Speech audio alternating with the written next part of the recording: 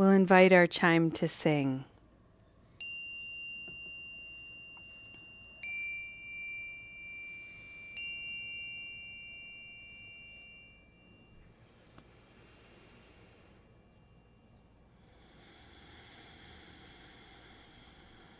I welcome you to arrive to this practice in whatever way feels true to you. Maybe what feels true is enjoying a noble posture that is lying down and really feeling the whole body supported by the floor and the earth. Maybe a noble posture for you is standing upright and enjoying some movement. There are a lot of people in community who take us on hikes, take us to the beach, go bike riding. We've had people skating before and listening to this practice. Maybe your practice is going to happen while you're cooking your supper or you're tidying up some work. It doesn't matter, my friends. The fact that you're here, the fact that you've prioritized this time to show up in whatever way you can manage, please invite it to be perfect. Please celebrate the way you are participating today and know that it is noble.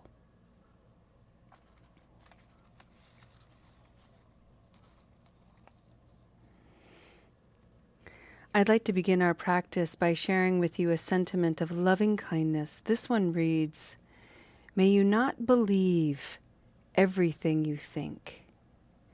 May you not believe everything you think."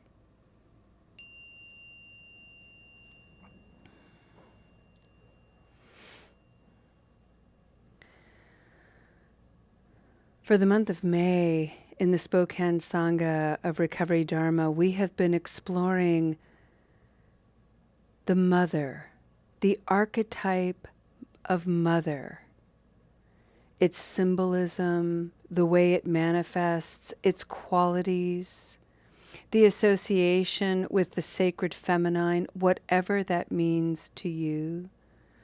We've had some salty conversations about it that have been really rather illuminating. Tonight, I'd like to bring forward a single quality of mother, the archetype of mother, and that is community. Sangha, one of the three jewels in Buddhism.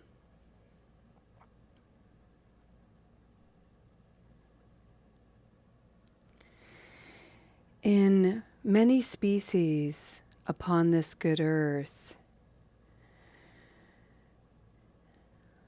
sentient beings live in groups, and there are distinct roles that are defined in order to ensure survival and safety.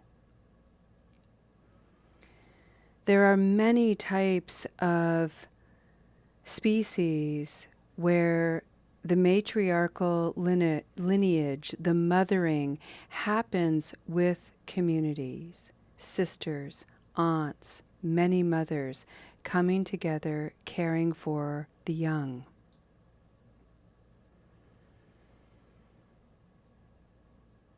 It's, can think of it like a core, a center, a heart. And on the outside perimeter of that core, of that center, of that heart, is a fierce, energetic line and barrier and territory of protection.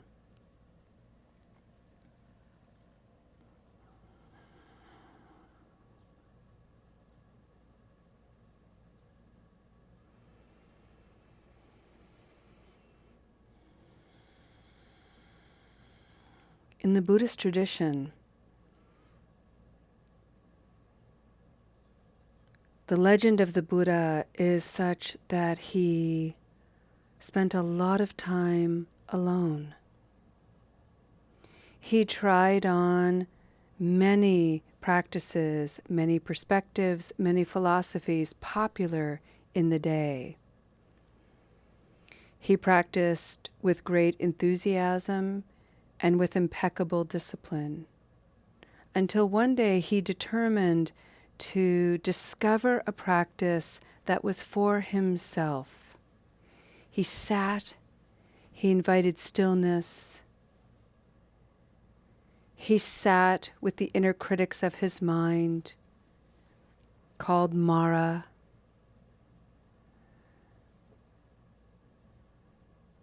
And he created space and openness and understanding for the conditions that created him to experience misery, suffering, discomfort.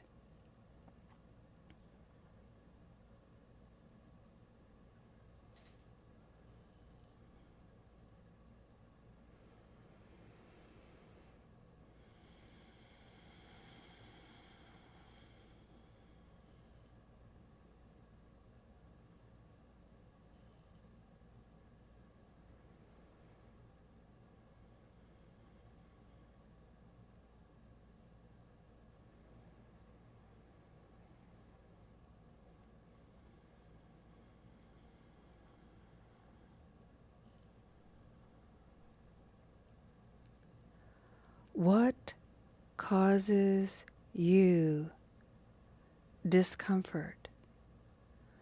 What thoughts plague your mind and your emotions?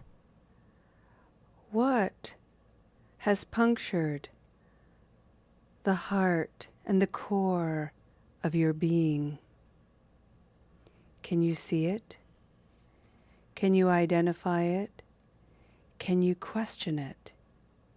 Can you wonder about it to such a degree that you create some space to no longer believe it so fervently? Maybe what you've been thinking and attached to for so long is less true than you once believed.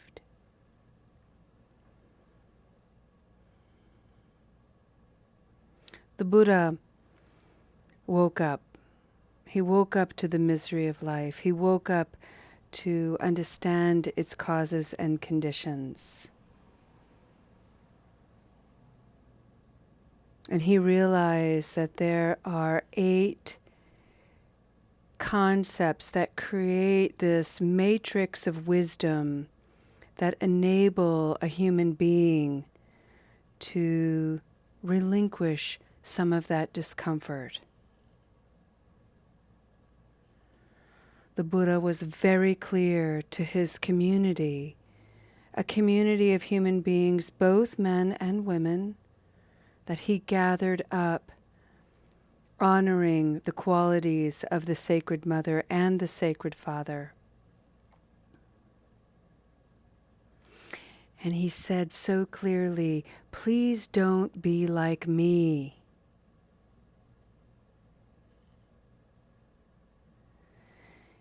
If you try to do that, if you try to be like me, then you miss out on being the whole of you. And that indeed would be a tragedy. Each of us are invited in the shelter of community and in the loving embrace of belonging to explore the Noble Eightfold Path, its conceptual matrix, to understand our own suffering and to awaken from its causes and conditions. It begins with understanding and curiosity. What makes us tick?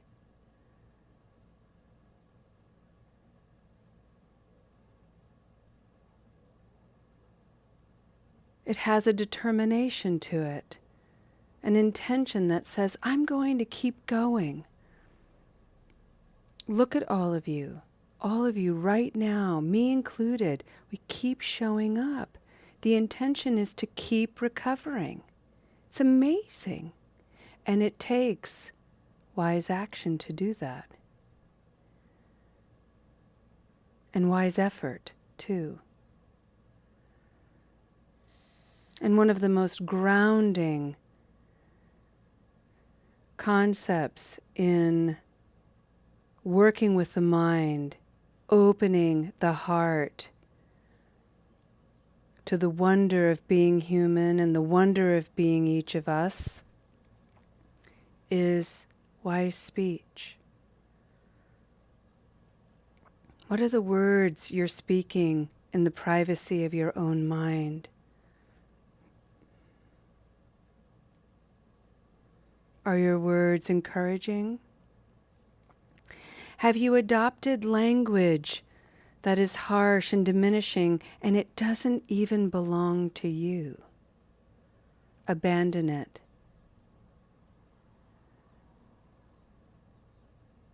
It doesn't serve.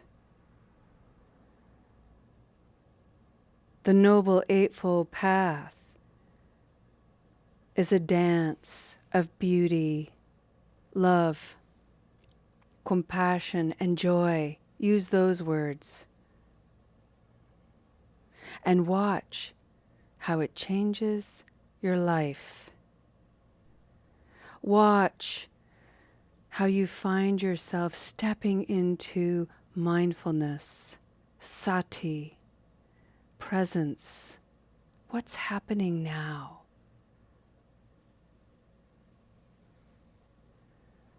Stand still. Take stock.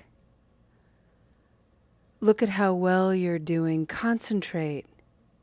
Celebrate how well you are. And don't be afraid to acknowledge when you stumble, when you drop the ball. That's part of being a whole human being. Pick it up. Get up. Keep going.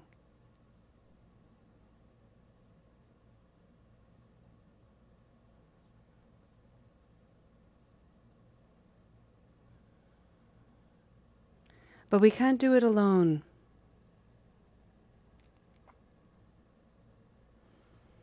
We need each other.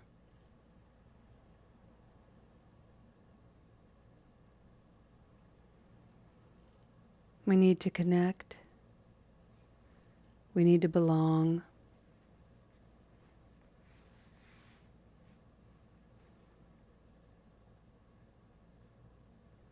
We need encouragement and honesty. We need clear mirrors to reflect back to us maybe some perspectives, some aspects of ourselves that are hard to see.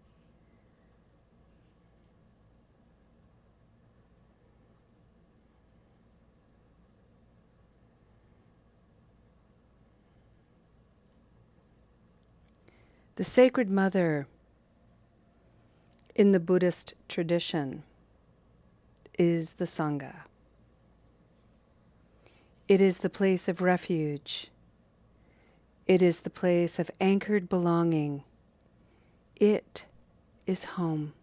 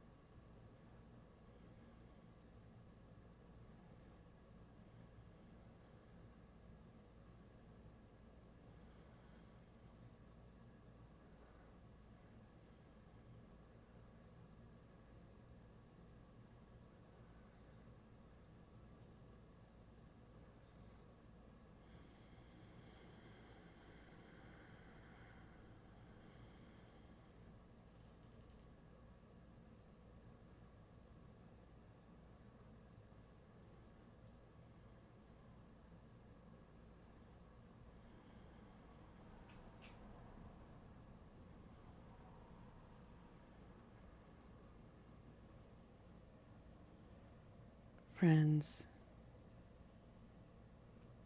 I invite us to close our practice today with a very beautiful chant, paying homage to the Buddha.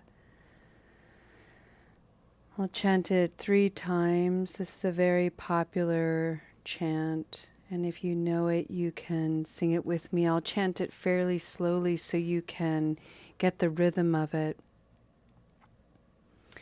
And I'm just going to put my hands in prayer position, and if that feels comfortable for you, you can do the same and just enjoy this chanting. Taking a deep breath together. Tayata o muni muni maha muni soha. Tayata o muni muni maha muni soha. Tayata o muni muni maha muni soha.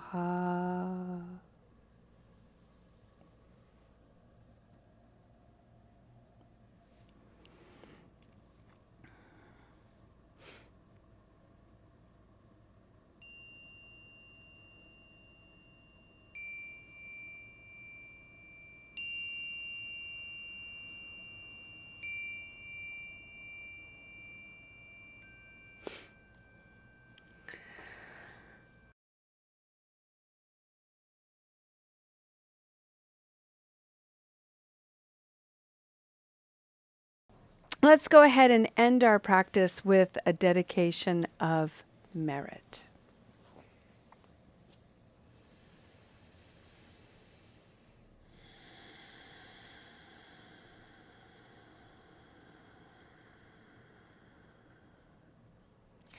In Buddhist monastic communities, nuns and monks rarely leave a monastic setting, an abbey, a temple, a refuge, alone.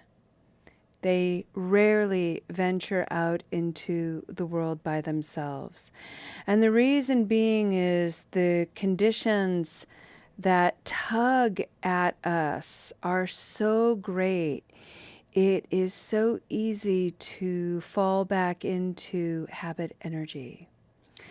And so monastic people often travel in pairs or groups of 3 as a way of buffering each other, supporting each other, to keep creating the conditions that meet their intentions and aspirations of practice.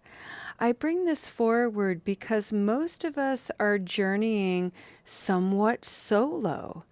And just know that when you come up against a struggle, when you come up against a craving, when you come up against a temptation to return into habit energy, whatever that habit energy is, avoidance, aggression, ghosting, whatever it is, know that you are not alone in that. It takes a lot of strength and effort and practice to stay true to this journey.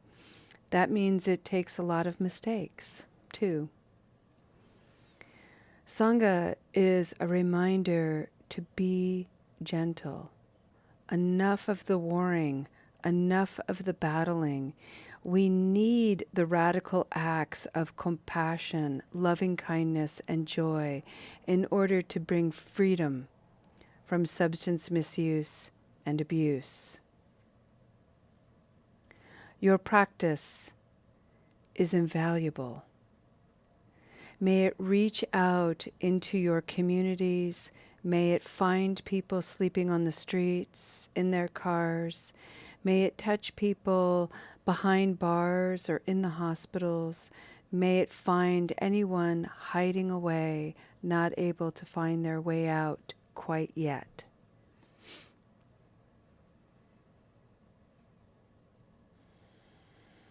And may the strength of the Sangha support you, be a soft place for you to land, and a welcoming place into which you can return. Thank you so much for your practice, friends. I hope to see you again. Namaste.